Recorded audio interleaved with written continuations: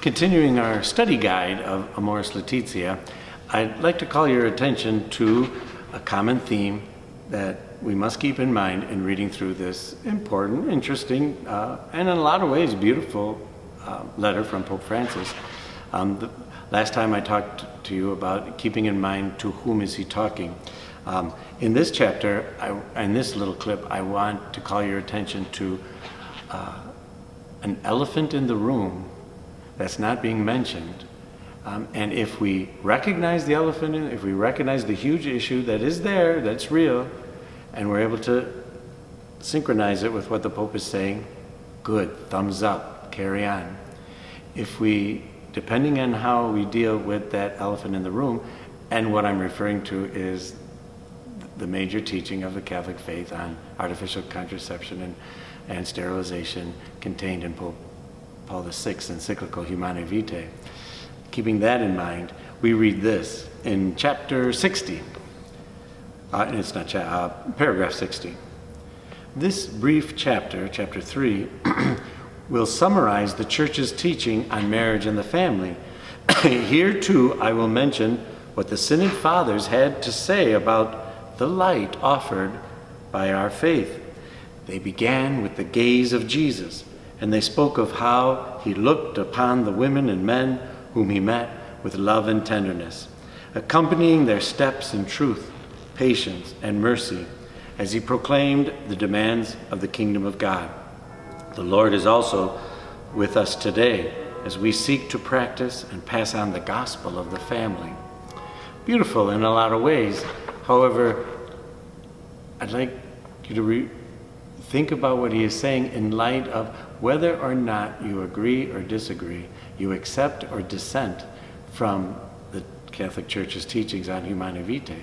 It makes all the difference in the world, my friends, how you stand on that issue and how you interpret these words of our Holy Father. In other words, if we neglect that, shall we say, elephant in the room, and we are saying that the Catholic Church's teaching can be summarized without it, we're making a big mistake. That is what is controverted today. No one is staying away or criticizing the Catholic Church today because we say that Jesus loves men and women and accompanies them in truth, patience, and mercy. Those are not controversial words. The controversial words are, and in the area of moral theology, ethical teachings, we don't use artificial contraception or go the route of sterilization for birth control purposes. These things have to be accepted.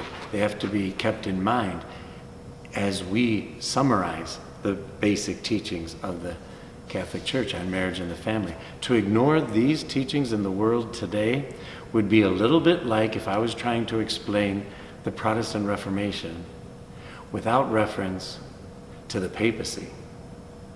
There's a lot of things you can talk about in terms of the controversies that happened between the Catholic Church and the Protestant Reformers, starting with Martin Luther and Calvin and Zwingli and the rest. You could talk about indulgences, you can talk about services in the vernacular, you can talk about communion under both species, you can talk about married clergy, and many things, these different topics.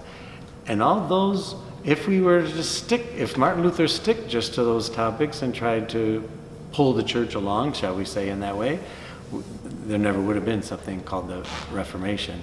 The split between Catholic Christians and Protestant Christians,